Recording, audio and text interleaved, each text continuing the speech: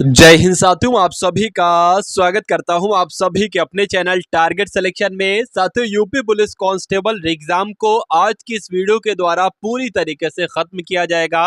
यानी कि जो भी साथियों सिलेबस है यूपी पुलिस हिंदी का, सभी टॉपिक को, सभी चैप्टर को आज की इस वीडियो में खत्म करेंगे। उसके अलावा सामान्य ज्ञान के जितने भी इंपॉर्टेंट टॉपिक्स हैं, जहां जहां से क्वेश्चंस आपसे पूछे जाते हैं, उन सभी साथियों टॉपिक्स को एक तरीके से कंप्लीट करेंगे। तो ये क्लास अगर आपने देख ली तो ये माना जा सकता है कि हिंदी के सेक्शन में तो पूरे के पूरे नंबर आपके आएंगे। सामान्य ज्ञान में भी साथियों आपका बहुत शानदार यहाँ पर आपका स्कोर आएगा। तो साथियों, एग्जाम को क्रैक करने के लिए इन 75 क्वेश्चंस को अपने मनोमस्तिष्क में स्टोर कर लीजिए और पूरी हिंदी के सबसे दमदार क्वेश्चन है, इन 37 क्वेश्चंस के माध्यम से मैं पूरी हिंदी को आज साथियों कंप्लीट करूंगा। ये बहुत बड़ा टारगेट है जो मैंने बोला है कि 37 प्रश्नों के माध्यम से पूरी हिंदी को कैसे कंप्लीट किया जा सकता है, ये आज की क्लास में आप लोग साथियों यहाँ पर देखेंगे। तो बहुत मेहनत लगी है इस क्लास को बनाने में। मेरा मानना है कि आप पूरी जरूर साथियों इस क्लास को देखेंगे और इस वीडियो को जरूर लाइक करेंगे। बस आपको थोड़ी सी तसल्ली रखना है। पूरी हिंदी को खत्म करने का टारगेट है तो थोड़ी तसल्ली आपको साथियों रखना होगी। एक एक प्रश्न के माध्यम से हम पूरा पूरा टॉपिक उड़ा देंगे जहां जहां से क्वेश्चंस बनते हैं।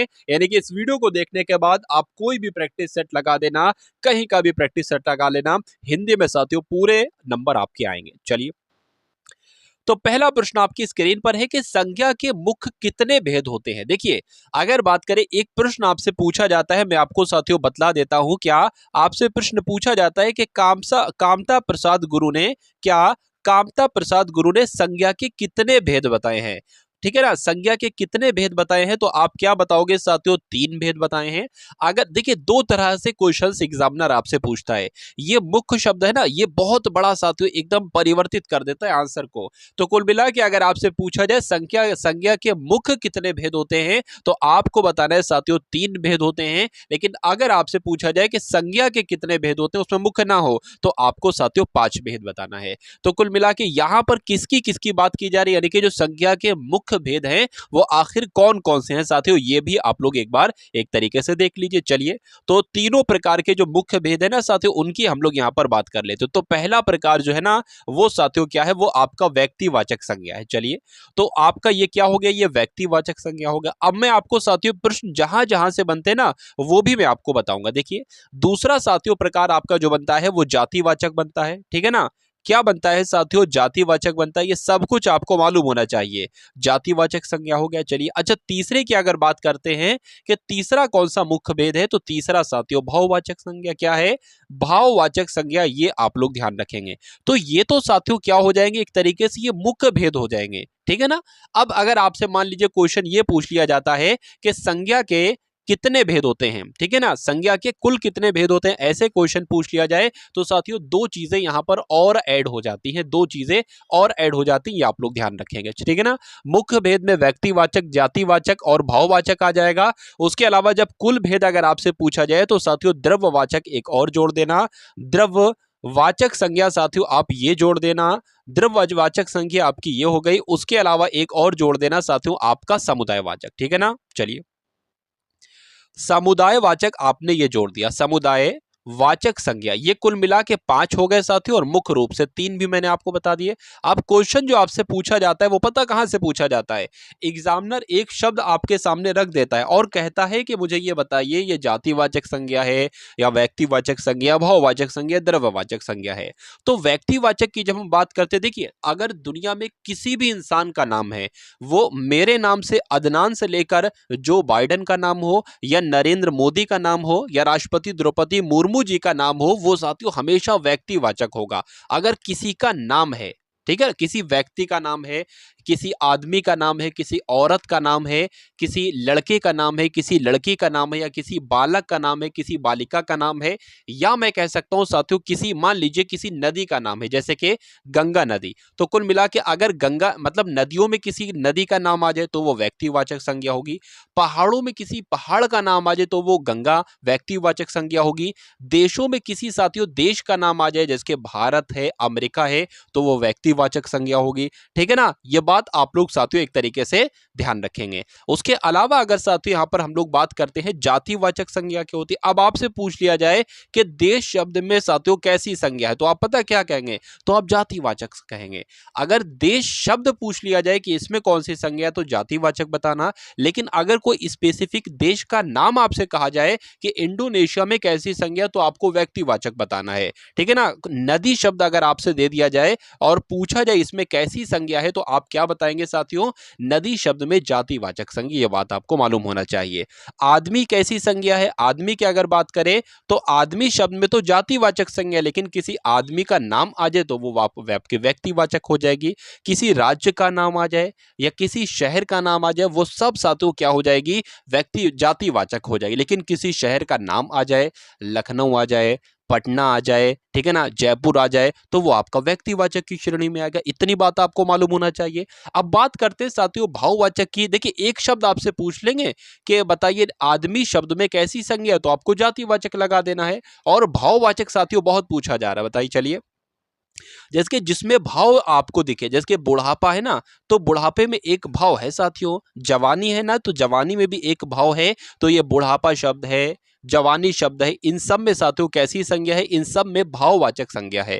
ठीक है ना। उसके अलावा अगर बात करें थकावट में कैसी संज्ञा है, तो थकावट में भी आपकी साथियों भाववाचक संज्ञा है। उसके अलावा दुश्मनी की अगर हम बात करते हैं तो दुश्मनी भी साथियों भाववाचक संज्ञा है। या मित्रता की अगर बात करें तो मित्रता में भी आपकी भाववाचक संज्ञा है। उसके बाद साथियों यहाँ पर द्रव्यवाचक की अगर बात करें, द्रव्यवाचक संज्ञा की हम लोग बात कर लेते हैं। और उसके अलावा साथियों समूहवाचक संज्ञा की हम लोग यहाँ पर बात कर लेते हैं। उसके बाद हम लोग बढ़ते हैं अगले नंबर के प्रश्न की तरफ। क्योंकि साथियों मैं आपको बता चुका हूं कि साथियों एक एक प्रश्नों के माध्यम से साथियों क्या एक एक प्रश्नों के माध्यम से पूरा पूरा टॉपिक कंप्लीट करने का साथियों मैंने निश्चय किया है। तो एक क्वेश्चन में साथियों टाइम तो लगेगा। अब आप ये ना सोचिएगा कि अगले क्वेश्चन पर सर बढ़िए, अगले क्वेश्चन पर नहीं बढ़ेंगे जब तक आपका ये टॉपिक कंप्लीट नहीं करेंगे। इस चैनल का साथियों एक टारगेट है कि हिंदी में आपके पूरे के पूरे नंबर आए। और जब हिंदी में आपके पूरे के पूरे नंबर आते हैं तो सिलेक्शन बहुत आसान आपके लिए हो जाता है। देखिए द्रव्यवाचक संज्ञा की अगर बात करेंगे साथियों, तो घी की अगर बात करें, पूछा जाए घी में कौन सी संज्ञा है, तो द्रव्यवाचक संज्ञा है। तेल की अगर बात करें, तेल में भी साथियों द्रव्यवाचक संज्ञा है। सोना हो साथियों या चांदी हो, तो उसके अलावा अगर बात करें सोना हो गया, चांदी हो गया, इन सभी में साथियों द्रव्यवाचक संज्ञा है। या उसके अलावा पीतल की बात करें तो पीतल में भी साथियों एक तरीके से द्रव्यवाचक ही संज्ञा है। चलिए अब अगर बात करें समुदायवाचक, क्या समुदायवाचक की अगर बात करें तो इस शब्द से ही पता चल रहा है कि कुछ लोगों का समूह एक तरीके से यहाँ पर बात की गई है। यानी कि अगर समूह होगा कुछ लोगों का तो वो आपका समुदायवाचक संज्ञा कहलाएगी। जैसे कि अगर बात करें सभा कैसा शब्द है, तो समुदायवाचक संज्ञा है। सेना आपसे बहुत पूछा जाता है कि सेना में कौन सी संज्ञा है, तो समुदायवाचक संज्ञा है। अगर आपसे पूछा जाए भीड़ में कौन सी संज्ञा है साथियों, तो समुदायवाचक आपको बताना है। और कक्षा बहुत आपसे पूछा जाता है कि कक्षा में कौन सी संज्ञा है, तो समुदायवाचक संज्ञा है। तो कुल मिला के साथियों ये आपके 5 भेद मैंने आपको बताए थे कि संज्ञा के मुख्य रूप से 3 भेद होते हैं साथियों। कौन कौन से, व्यक्तिवाचक, जातिवाचक और भाववाचक। अगर बात करें ये पूछे कि संज्ञा के कुल कितने भेद होते हैं, तो इसमें द्रव्यवाचक और समुदायवाचक साथियों आपको और ऐड कर देना है। तो अब साथियों बढ़ते हैं हम लोग अगले नंबर के प्रश्न की तरफ। और इस प्रश्न के माध्यम से भी मैं पूरी कोशिश करूंगा कि इस टॉपिक को जड़ से खत्म कर दिया जाए। देखिए निम्नलिखित में इसमें सर्वनाम आपसे कुल मिला के पूछा जा रहा है। ठीक है ना। देखिए मैंने आपको बताया था ये क्या है, सभा। सभा क्या है, ये एक द्रव्यवाचक संज्ञा हो जाएगी। मनुष्य की अगर बात करें ये एक जातिवाचक संज्ञा हो जाएगी। हिमालय की अगर साथियों बात करते हैं तो ये एक व्यक्तिवाचक संज्ञा हो जाएगी। लेकिन अगर बात करें साथियों यह शब्द की, तो ये क्या हो जाता है, ये आपका एक सर्वनाम हो जाता है। ठीक है ना। कुल मिला के क्या हो जाता है साथियों, सर्वनाम हो जाता है। अगर बात करते हैं आपसे, देखिए अगर आपसे एग्जाम में कुल मिला के पूछ लिया जाए कि संज्ञा के कितने भेद होते हैं, तो आपको बताना है 5 भेद होते हैं। लेकिन अगर आपसे पूछ लिया जाए साथियों कि सर्वनाम के कितने भेद होते हैं, तो आपको बताना है 6 भेद। तो कुल मिला के ये 5 भेद और 6 भेद वाला सिस्टम आप लोग ध्यान रखेंगे। ठीक है ना। अब अगर बात करें तो संज्ञा के जो 6 भेद होते हैं साथियों, वो होते कौन कौन से हैं, यहां से क्वेश्चन भी आपसे साथियों पूछा जा रहा है। तो जो संज्ञा के 6 भेद होते हैं वो एक बार आप लोग देख लेंगे। देखिए एक तो आपका होता है साथियों पुरुषवाचक सर्वनाम। कौन सा सर्वनाम? पुरुषवाचक सर्वनाम। सर्वनाम को मैं इस प्रकार से लिखूंगा। और दूसरे की अगर साथियों यहां पर हम लोग बात करते हैं तो पहला हो गया आपका पुरुषवाचक सर्वनाम, दूसरा हो गया साथियों आपका निश्चयवाचक सर्वनाम। देखिए आप देखते जाएंगे ना तो आपका रिवीजन होता जाएगा। आपने पहले चीजें पढ़ चुकी होंगी लेकिन रिवीजन अगर आपका हो जाता है तो बहुत अच्छी बात है। उसके बाद तीसरे वाले की जब हम बात करते हैं तो अनिश्चयवाचक सर्वनाम हो जाएगा साथियों, ठीक है ना। अनिश्चयवाचक सर्वनाम हो जाए। कौन कौन से हम लोगों ने देखे? पुरुषवाचक सर्वनाम देखा हम लोगों ने, उसके अलावा निश्चयवाचक सर्वनाम हम लोगों ने देखा और अनिश्चयवाचक सर्वनाम हम लोगों ने देखा। उसके अलावा साथियों एक होता है आपका प्रश्नवाचक सर्वनाम। प्रश्नवाचक सर्वनाम होता है। क्वेश्चन जहां से साथियों पूछा जाता है अब वो आपको साथियों बताऊंगा। देखिए उसके अलावा अगर बात करें पांचवा आपका संबंधवाचक सर्वनाम हो जाता है। क्या साथियों? संबंधवाचक सर्वनाम हो जाता है, ठीक है ना। उसके अलावा एक और बचा है उसको भी साथियों देख लीजिए। एक और बचा है उसको भी आप लोग देख लीजिए। एक होता है आपका साथियों निजवाचक सर्वनाम। क्या होता है? निजवाचक आपका सर्वनाम होता है। तो अब देखिए साथियों क्वेश्चन आपसे कहां कहां से पूछे जाते हैं। चलिए अब यहां पर अगर बात करें सबसे पहले मैं आपको बता देता हूं ये निश्चयवाचक सर्वनाम के क्या उदाहरण होते हैं। जिसके अगर यह शब्द है तो वो निश्चयवाचक सर्वनाम होगा, अगर वह शब्द है तो वो निश्चयवाचक सर्वनाम होगा। तो अगर ये जो आंसर था ना ये कैसा सर्वनाम अगर पूछा जाता तो ये निश्चयवाचक सर्वनाम है। तो यह वह निश्चयवाचक सर्वनाम। लेकिन अनिश्चयवाचक सर्वनाम में क्या आता है साथियों? कोई, ठीक है ना, कोई आ जाएगा, ठीक है ना। उसके अलावा साथियों कुछ आ जाएगा। अरे भाई अनिश्चयवाचक वही तो होगा जिसके बारे में हमें कुछ पता नहीं है। हम कोई कह सकते हैं कि कोई आया है या कुछ आम है, ठीक है। तो यहां पर ये आपका अनिश्चयवाचक सर्वनाम की श्रेणी में आएगा। प्रश्नवाचक जैसे कि प्रश्न, नाम से ही पता चल रहा है कि भाई इसमें प्रश्न पूछा जाएगा। तो कौन शब्द कैसा सर्वनाम है? तो कौन शब्द साथियों प्रश्नवाचक सर्वनाम है। क्या शब्द में कैसा सर्वनाम है? तो क्या शब्द में आपका प्रश्नवाचक सर्वनाम है। अब यहां पर अगर बात करें संबंधवाचक सर्वनाम क्या होता है तो अगर बात करें जो शब्द हो गया, उसके अलावा सो शब्द हो गया, जो ठीक है वो जो आया था वो तुम्हारा भाई था। तो यहां पर जो क्या हो जाएगा साथियों? संबंधवाचक सर्वनाम कुल मिला के हो जाएगा। उसके अलावा निजवाचक सर्वनाम की अगर बात करें जैसे कि आप शब्द हो गया तो ये निजवाचक कहलाया जाता है। उसके अलावा खुद शब्द हो गया निजवाचक से कहलाया जाता है। उसके अलावा अगर बात करते हैं साथियों स्वयं शब्द जो होता है ना ये निजवाचक सर्वनाम कहलाया जाता है। जिसके आपसे पूछा जाता है कि ये काम मैं खुद कर लूंगा तो इसमें खुद कैसा सर्वनाम है तो क्या बताओगे? निजवाचक सर्वनाम है। ये सारी चीजें साथियों आपको मालूम होना चाहिए। अब जब हम साथियों बात करते देखिए पुरुषवाचक सर्वनाम की, ठीक है ना, तो पुरुषवाचक सर्वनाम तीन प्रकार के होते हैं। एक होता है साथियों उत्तम पुरुषवाचक सर्वनाम, ठीक है ना। मैं यहां पर आपको बता देता हूं तीन तरह के होते, एक दो तीन। एक होता है साथियों आपका उत्तम पुरुषवाचक सर्वनाम। उत्तम पुरुषवाचक सर्वनाम में सबसे पहले हम अपनी बात करते हैं, मैं या हम।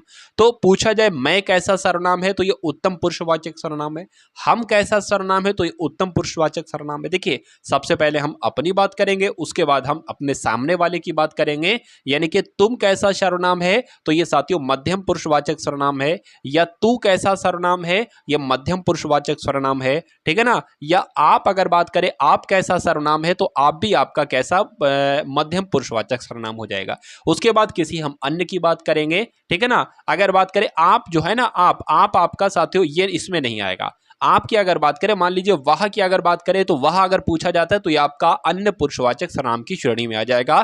तो ये तो होते हैं पुरुषवाचक सर्वनाम, ठीक है ना। मैंने आपको बताया कि सर्वनाम के कितने भेद होते हैं, 6 भेद होते हैं। 6 के नाम मैंने आपको बताए।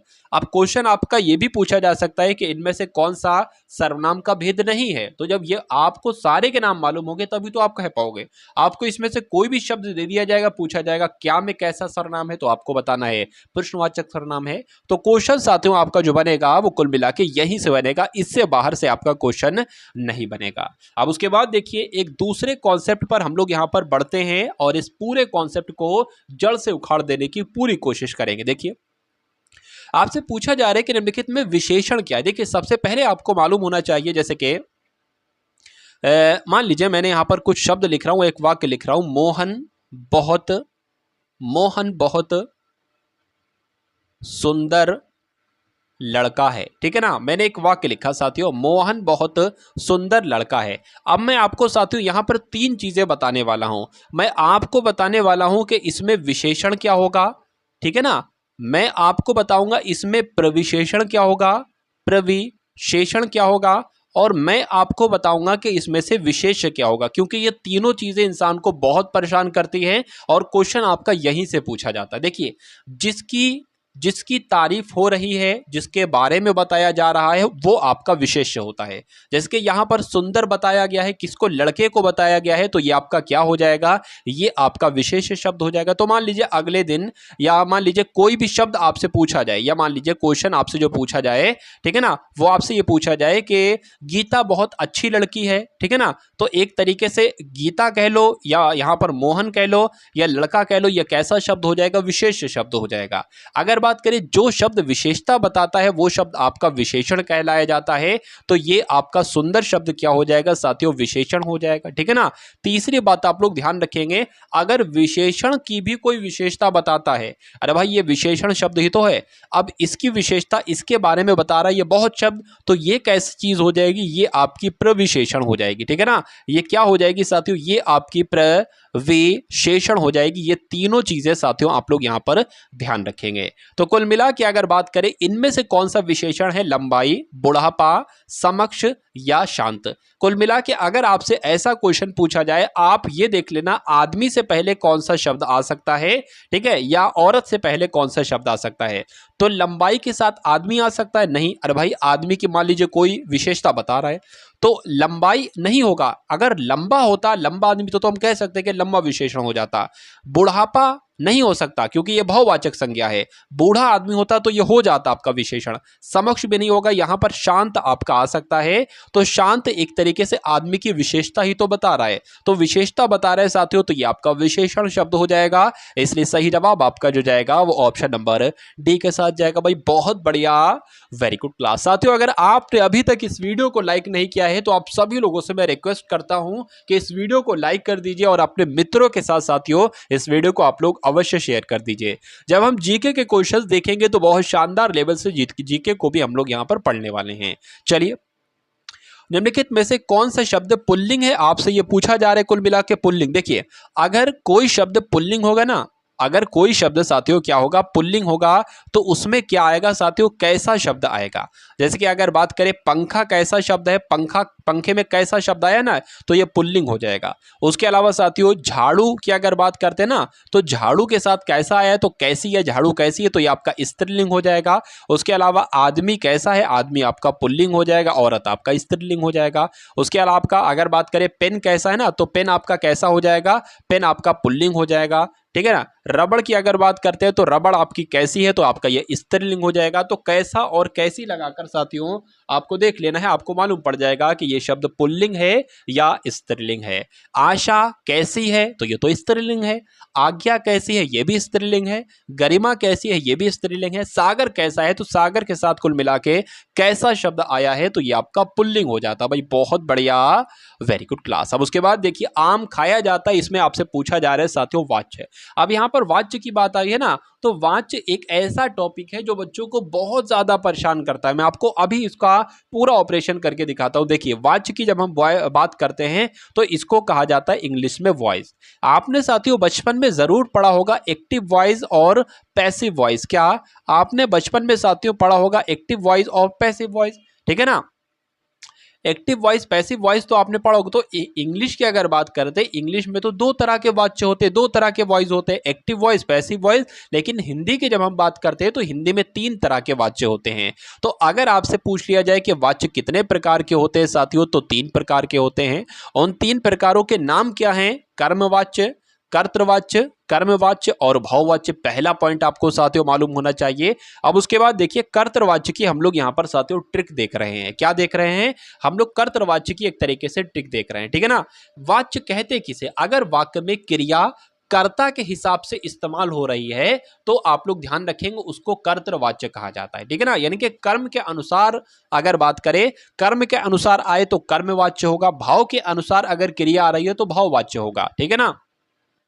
ये बात आप लोग साथियों ध्यान रखेंगे। जैसे कि अगर बात करें, मान लीजिए मैंने यहां पर एक शब्द लिखा मोहन, क्या, मोहन पुस्तक, एक सेकंड, मोहन पुस्तक पढ़ता है। मैंने एक वाक्य लिखा यहां पर, मोहन पुस्तक पढ़ता है। चलिए एक यहाँ पर मैंने वाक्य लिखा है, मोहन पुस्तक पढ़ता है। अब ये बताइए कि यहाँ पर जो क्रिया है ये किसके हिसाब से आ रही है? ये भाई मोहन के हिसाब से ही तो आ रही है। अगर मैं यहाँ पर मोहिनी लिख देता तो क्रिया बदल जाती, पढ़ती हो जाता, मोहिनी पुस्तक पढ़ती है, ठीक है ना। तो अगर क्रिया कर्ता के हिसाब से आए तो वहां पर साथियों कर्तृवाच्य होगा। पहला पॉइंट आपको ध्यान रखना है, ठीक है ना।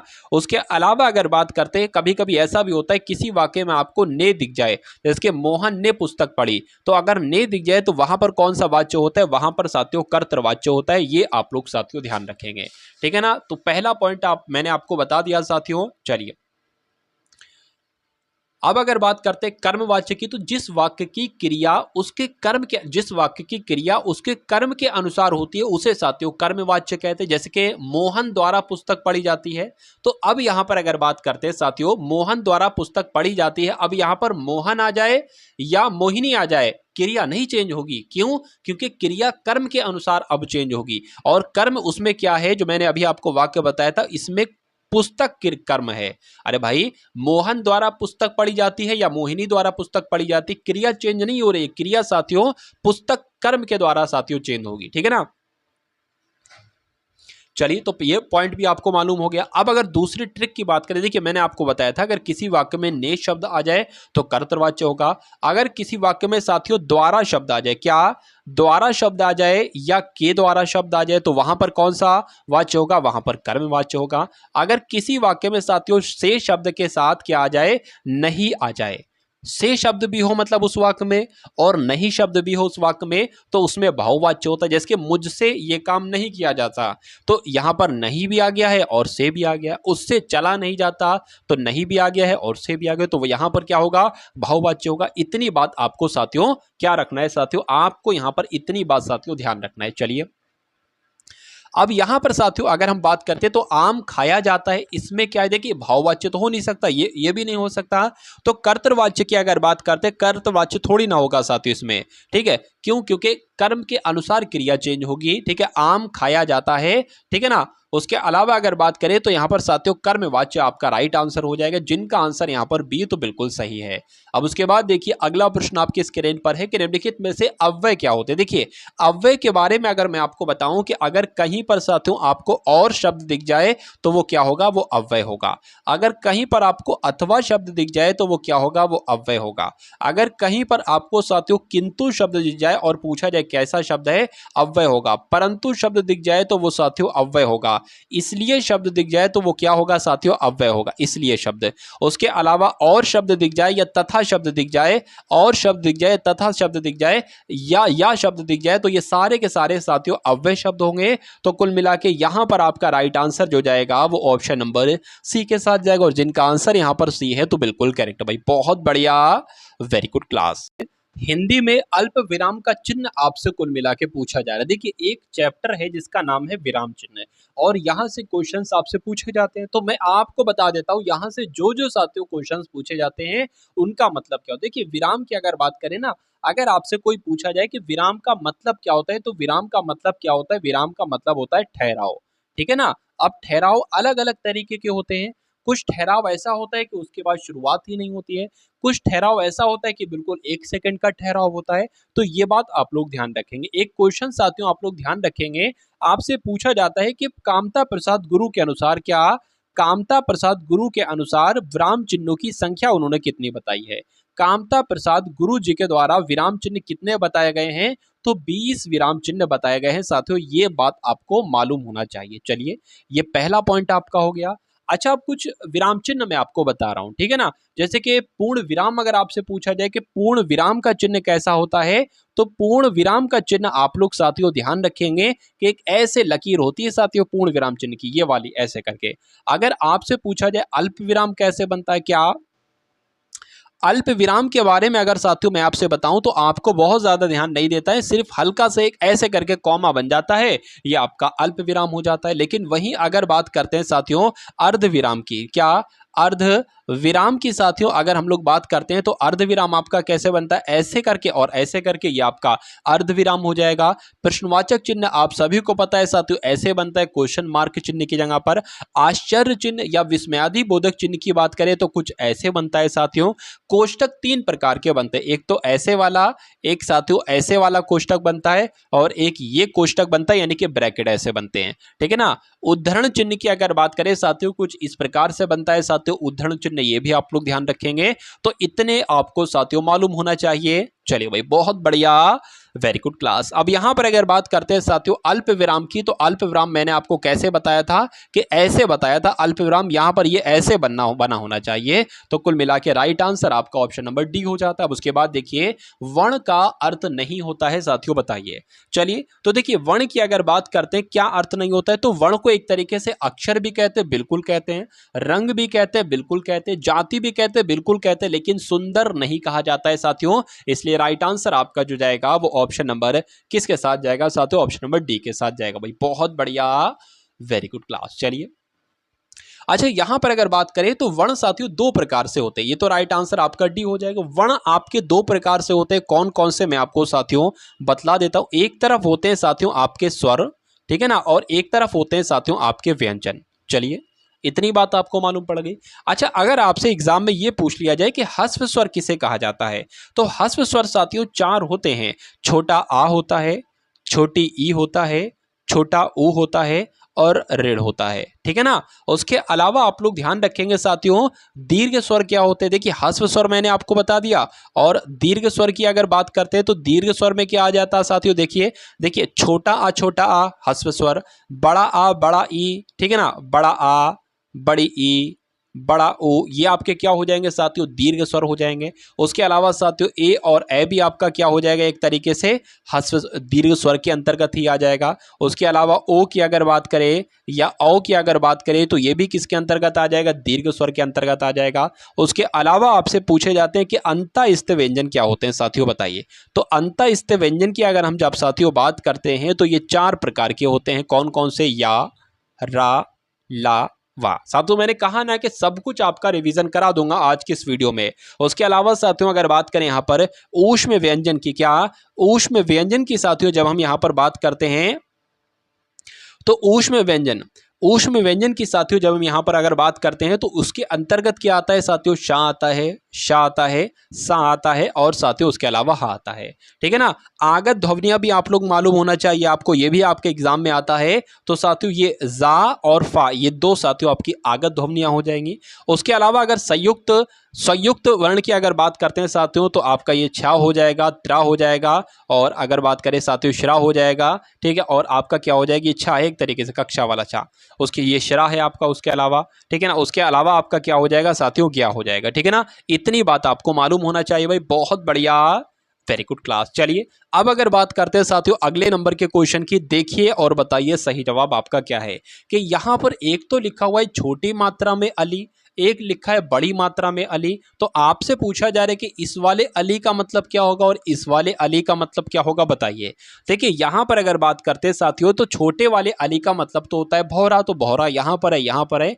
और बड़े वाले मतलब अली का मतलब होता है साथियों सखी, लेकिन सखी यहां पर नहीं है। तो कुल मिला के ऑप्शन नंबर बी में है, तो यही आपका बिल्कुल सही जवाब हो जाता भाई, बहुत बढ़िया, वेरी गुड क्लास। देखिए अब अगर यहां पर हम लोग बात करते हैं कि तत्सम शब्द इसमें से कौन सा है, बताइए। गधा है, गाय है, या घड़ा है, या साथियों ग्राहक है, बताइए। चलिए देखिए अगर बात करें साथियों ये घोड़ा हो सकता हो, तो गधा गाय घोड़ा ये तो सब तद्भव शब्द हैं। ग्राहक आपका क्या हो जाएगा साथियों, एक तत्सम शब्द हो जाएगा। राइट आंसर आपका जो जाएगा वो ऑप्शन नंबर डी के साथ जाएगा भाई, बहुत बढ़िया, वेरी गुड क्लास। अब उसके बाद देखिए अगले नंबर का प्रश्न है शब्द साथियों कौन सा है। अब आपको इसमें ये बताना है कि तद्भव शब्द इसमें से कौन सा है। देखिए मैं आपको साथियों एक छोटी सी ट्रिक बता रहा हूं, क्या कि तत्सम शब्द को पहचानने की और उसके अलावा साथियों तद्भव शब्द को पहचानने की एक छोटी सी ट्रिक है। देखिए जो तद्भव शब्द होते हैं ना साथियों, उनको हम अपने रोजमर्रा के जीवन में साथियों क्या रोजमर्रा के जीवन में साथियों एक तरीके से उनका इस्तेमाल करते हैं, ठीक है ना। लेकिन तत्सम शब्दों की अगर बात करें, हम उनको बहुत कम साथियों या ना के बराबर बोल सकते हैं, ये मान सकते हैं कि उनको हम बहुत कम इस्तेमाल करते हैं, लेकिन हम अपने रोजमर्रा के जीवन में साथियों तद्भव शब्दों का इस्तेमाल करते हैं।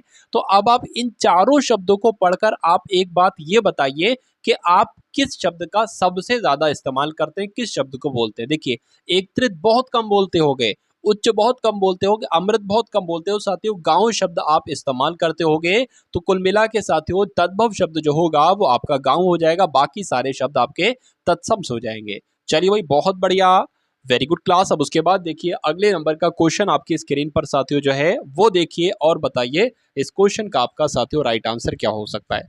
साथियों, अगर अभी तक आपने इस वीडियो को लाइक ना किया हो तो तुरंत साथियों इस वीडियो को आप लोग क्या करेंगे, एक बार साथियों लाइक कर देंगे, और अगर हो सके साथियों तो इस वीडियो को आप लोग क्या करेंगे, एक बार साथियों शेयर भी कर देंगे। चलिए अब बढ़ते हैं साथियों हम लोग इस प्रश्न की तरफ और देखते कैसे क्या यहाँ पर साथियों हो सकता है। देखिए, निम्नलिखित में से दंत ध्वनि आपसे इसमें पूछी जा रही, दंत ध्वनि इसमें से आपसे पूछी जा रही। देखिए, दंत ध्वनि की अगर हम बात करते हैं तो दंत ध्वनि के अंतर्गत कुछ एक तरीके से वर्ण आते हैं। वो कौन कौन से साथियों वर्ण आते हैं, एक बार मैं आपको बता देता हूं साथियों। ता, था, क्या, ता, था, उसके अलावा साथियों दा और धा और ना, और अतिरिक्त वर्ण भी आते हैं साथियों। वो कौन कौन से आते हैं, सरल, जैसे कि सा, रा, ला।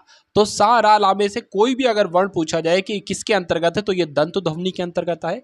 तो इसमें से मैंने आपको क्या खा बताया तो नहीं, तो ये साथियों दंत ध्वनि के अंतर्गत नहीं होगा। क्या मैंने आपको चा बताया तो नहीं, मैंने आपको साथियों क्या फा बताया तो नहीं, मैंने आपको ला बताया, मैंने आपको सा, रा, ला के अंतर्गत ला बताया। बाकी ये सारे वर्ण एक तरीके से दंत ध्वनि के अंतर्गत आएंगे, यानी कि ला वर्ण भी आपका दंत ध्वनि के अंतर्गत आएगा। राइट आंसर आपका ऑप्शन नंबर सी हो जाता है भाई, बहुत बढ़िया, वेरी गुड क्लास। अब उसके बाद देखिए साथियों अगला प्रश्न आपके स्क्रीन पर है कि निम्नलिखित में से कौन सा वर्ण साथियों घोष है, ये आपको बताना है, बताइए। देखिए, एक तरीके की अगर बात करें, ये घोष क्या होता है, घोष, ठीक है ना, ये घोष क्या होता है। देखिए, जिन ध्वनियों के उच्चारण में स्वर तंत्रियों का में कंपन होती है, अरे भाई जिनको बोलने में स्वर तंत्रियों में कंपन होती है तो उनको सघोष कहा जाता है, और जिन ध्वनियों के उच्चारण में स्वर तंत्रियों में कंपन नहीं होती है उनको अघोष कहा जाता है।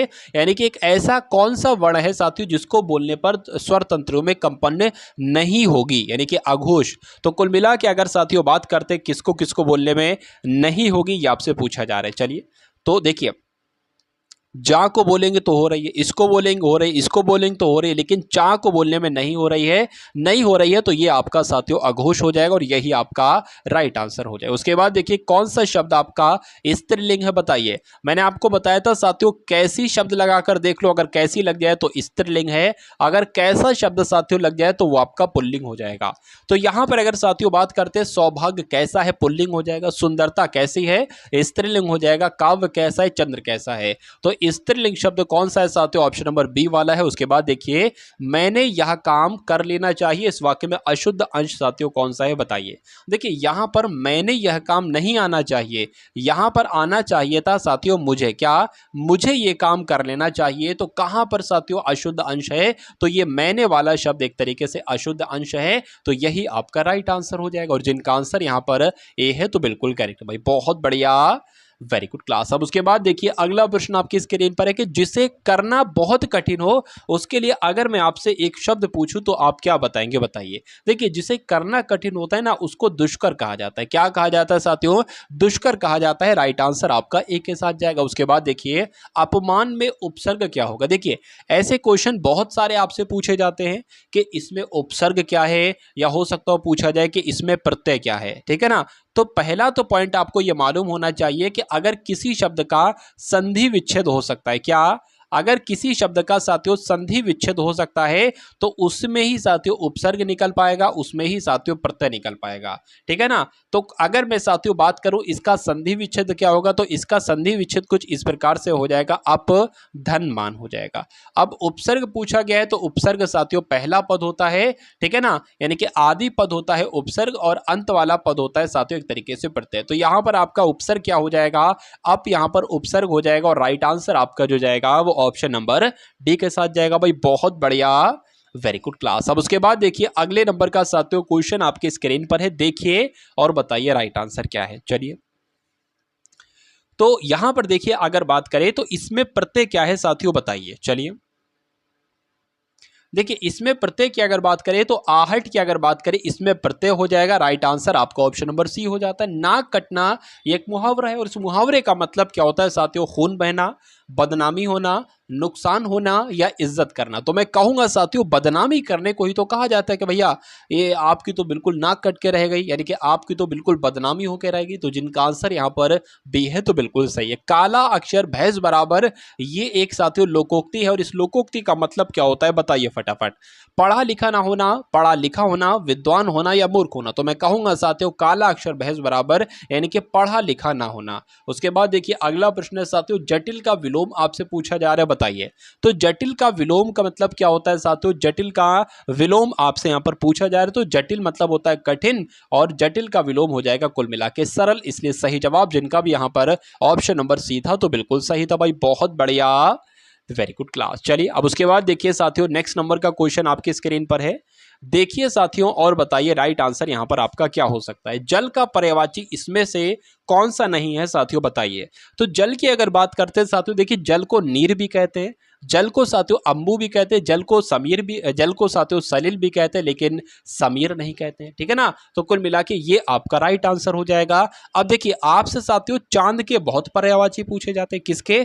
चंद्रमा कह लो या चांद कह लो, बात एक ही है। तो अगर चंद्रमा का आपसे पर्यायवाची पूछा जाए तो आप लोग ध्यान रखेंगे सोम जो होता है ना, सोम ये आपका चांद का पर्यायवाची होता है। उसके अलावा सोम हो जाए साथियों या सुधांशु हो जाए, एक ही बात है, यानी कि सोम और सुधांशु ये चांद के ही पर्यायवाची होते हैं। उसके अलावा सुधाकर की अगर बात करते हैं साथियों तो ये सुधाकर भी आपका किसका पर्यायवाची होता है?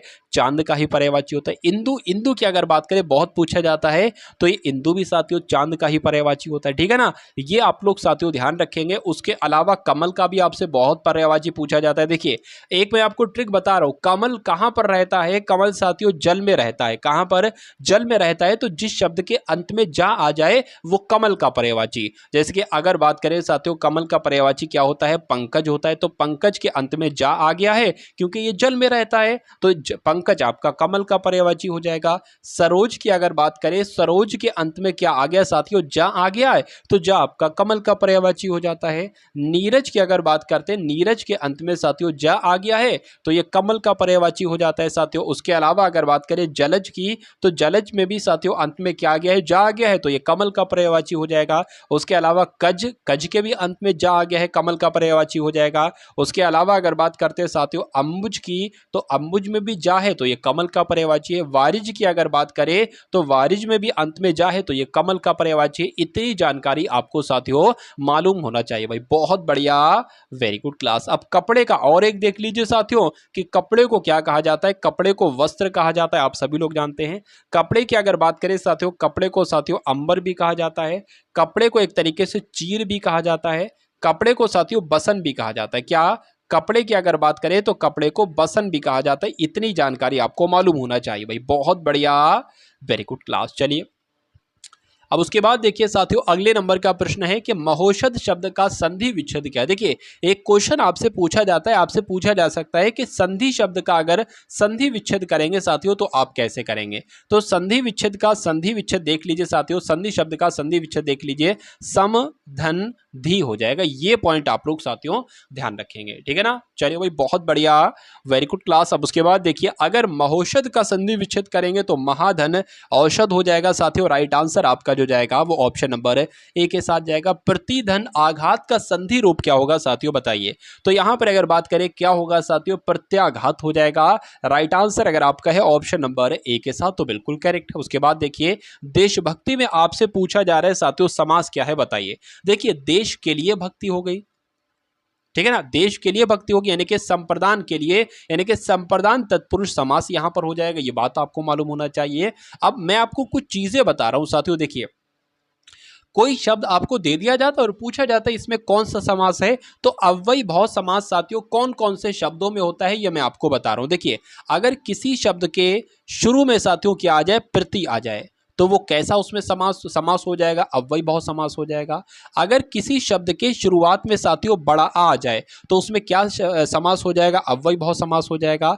अगर किसी शब्द के शुरू में भर आ जाए तो वो क्या हो जाएगा, अव्ययी भाव समास हो जाएगा। ठीक है ना, इतनी जानकारी आपको ध्यान रखना है। जैसे कि मान लीजिए प्रतिकार आ गया, या आजन्म आ गया, या भरपेट आ गया। ठीक है ना, इतनी जानकारी आप लोग ध्यान रखें। उसके अलावा एक और चीज मैं आपको बता रहा हूं, अगर आपके सामने शब्द दे दिया जाए धीरे धीरे, क्या धीरे धीरे शब्द दे दिया जाए और पूछा जाए कि धीरे धीरे में कौन सा समास है, तो अव्ययी भाव समास आपको बताना है। उसके अलावा साथियों अगर आपको शब्द दे दिया जाए रातों रात, क्या रातों रात शब्द दे दिया जाए और पूछा जाए साथियों इसमें कौन सा समास है, तो अव्ययी भाव आपको बताना है। तो कुल मिला के साथियों इस टाइप के शब्द, अगर रिपीटेशन वाले शब्द आपको दिए जा रहे हैं और पूछा जा रहा है कौन सा समास है, तो बस आपको अव्ययी भाव समास साथियों बताना है। चलिए, दीर्घु शब्द की अगर बात करते हैं ना साथियों, तो इसमें पहला पद जो होता है ना, कैसा होता है साथियों, आप लोगों को भी मालूम होना चाहिए। इसमें पहला पद साथियों संख्यावाचक होता है, संख्यावाचक होता है। जैसे कि तिराहा शब्द हो गया, तो तिराहा में सबसे पहला पद संख्यावाचक हो गया, इसमें दीर्घु समास हो जाएगा।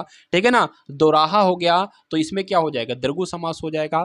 अच्छा, अब द्वंद्व समास की बात करते हैं तो पहली शर्त तो इसमें यह है कि दो शब्दों के बीच में योजक चिन्ह होगा और वो दो शब्द आपस में एक तरीके से विलोम होंगे। क्या होंगे साथियों, विलोम होंगे। जैसे कि अगर मैं बात करूं आज और योजक चिन्ह और कल, पूछा जाएगा इसमें कौन सा समास है, तो साथियों द्वंद्व समास है। बीच में योजक चिन्ह आ गया और एक तरीके से ये क्या हो गए, विलोम शब्द हो गए। ठीक है ना, दिन और रात, क्या दिन रात। अच्छा, कभी कभी योजक चिन्ह की जगह पता और शब्द भी आ जाता है, दिन रात आ जाए तो ये विलोम शब्द एक तरीके से हो जाए और बीच में योजक चिन्ह हो जाए। और अगर योजक चिन्ह की जगह पर और आ जाए ना, तो उसमें भी आपका साथियों द्वंद्व समास ही होगा। तो कुल मिला के जितना मैंने आपको बताया है इतना आपको साथियों मालूम होना चाहिए।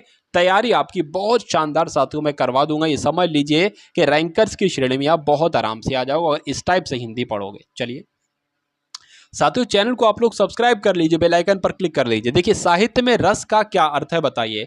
तो साहित्य की मिठास, किसी रस का आनंद, किसी फल का स्वाद या साहित्य से मिलने वाली आनंद भूति। तो कुल मिला के मैं कह सकता हूं साहित्य से मिलने वाली आनंद भूति, साहित्य में रस का मतलब होता है। राइट आंसर आपका जाएगा डी के साथ भाई, बहुत बढ़िया, वेरी गुड क्लास। चलिए, दोहा छंद में कितने चरण होते हैं आपसे पूछा जा रहा है। देखिए, कितने चरण होते हैं, तो मैं कहूंगा साथियों ये आपका एक हो गया, ये आपका साथियों दूसरा चरण हो गया, ये आपका तीसरा चरण हो गया और ये आपका चौथा चरण हो गया। तो चार चरण ही तो होते हैं। तो दोहे में कितने चरण होते हैं साथियों, चार चरण होते हैं। अब आपसे क्वेश्चन और पूछा जाता है कि इसमें मात्राएं कितनी होती है, दोहे में मात्राएं कितनी होती हैं। तो जो पहले वाला होता है ना साथियों, इसमें कितनी मात्राएं होती हैं, इसमें 13 मात्राएं होती हैं और इसमें 11 मात्राएं होती हैं, इसमें भी 13 मात्राएं होती हैं, इसमें भी 11 मात्राएं होती हैं। तो ये आपका जो होगा ना, ये विषम चरण एक तरीके से कहलाया जाता है। यानी कि पहला और तीसरा चरण जो होता है विषम चरण और दूसरा और चौथा जो चरण होता है साथियों वो सम चरण कहलाया जाता है। ये बात आप लोग ध्यान रखेंगे। अच्छा, अब एक प्रश्न आपसे पूछा जाता है कि छंद का सबसे पहले प्रयोग जो किया गया था साथियों वो कहां पर किया गया था। तो सबसे पहले प्रयोग जो किया गया था साथियों वो ऋग्वेद में किया गया था। कहां पर किया गया था, ऋग्वेद में किया गया था, ये आप लोग ध्यान रखेंगे। उसके अलावा एक क्वेश्चन साथियों और आपसे पूछा जाता है, आपसे पूछा जाता है साथियों कि दोहे का उल्टा क्या होता है। तो दोहे के अगर बात करते हैं साथियों, दोहे का उल्टा क्या होता है, तो दोहे का उल्टा सोरठा होता है। ये क्वेश्चन बहुत आपसे साथियों एग्जाम में आपके पूछा जाता है। उसके अलावा पूछा जाता है साथियों कि चौपाई में कितनी मात्राएं होती है, चौपाई छंद होता है ना, इसमें कितनी मात्राएं होती हैं, तो 16 मात्राएं होती है। ये भी आप लोग ध्यान रखेंगे। इतनी जानकारी साथियों आपको मालूम होना चाहिए भाई, बहुत बढ़िया, वेरी गुड क्लास। अब उसके बाद देखिए अगले नंबर का क्वेश्चन आपकी स्क्रीन पर है, बताइए। चलिए, यहां पर अगर बात करें भाषा में शब्द और अर्थ की दृष्टि से सौंदर्य उत्पन्न करते हैं, तो क्या साथियों सौंदर्य उत्पन्न करते हैं, देखिए और बताइए। राइट आंसर आपका यहां पर क्या हो सकता है। तो साथियों अलंकार जो होते हैं ये भाषा में शब्द और अर्थ की दृष्टि से सौंदर्य उत्पन्न करते हैं। आंसर आपका जाएगा ऑप्शन नंबर बी के साथ भाई, बहुत बढ़िया, वेरी गुड क्लास। पहला यहां पर पॉइंट आपका जो बनता है वो यही आपसे पूछा जाता है कि अलंकार कितने प्रकार के होते हैं। तो 3 प्रकार के अलंकार होते हैं।